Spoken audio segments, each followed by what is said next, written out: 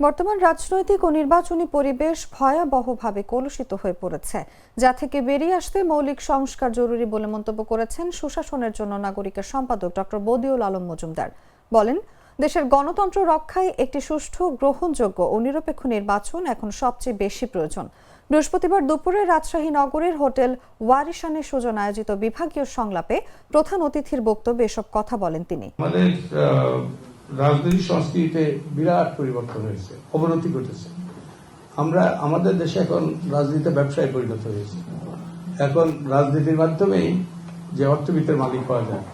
আমরা দেখিয়েছি এরকম এই যে আমাদের প্রার্থীদের দেওয়া তথ্য অনুযায়ী, তথ্যের ভিত্তিতে আমরা দেখিয়েছি যে যেমন 2008-এ আপনাদের মনে আছে কিনা এই সিটি কর্পোরেশনের নির্বাচন হয়েছিল।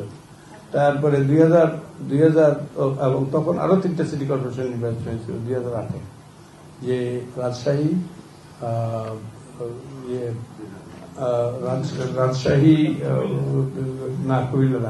রাজশাহী, খুলনা, যশোর, রাজশাহী, খুলনা এবং বরিশাল এবং সিলেট। এই 4টা সিটি কর্পোরেশন নির্বাচন 2008-এ আওয়ামী লীগের প্রার্থীরা জয়ী হয়েছিল এবং 2013 সালে আবার নির্বাচন হয়েছিল। এই নির্বাচনে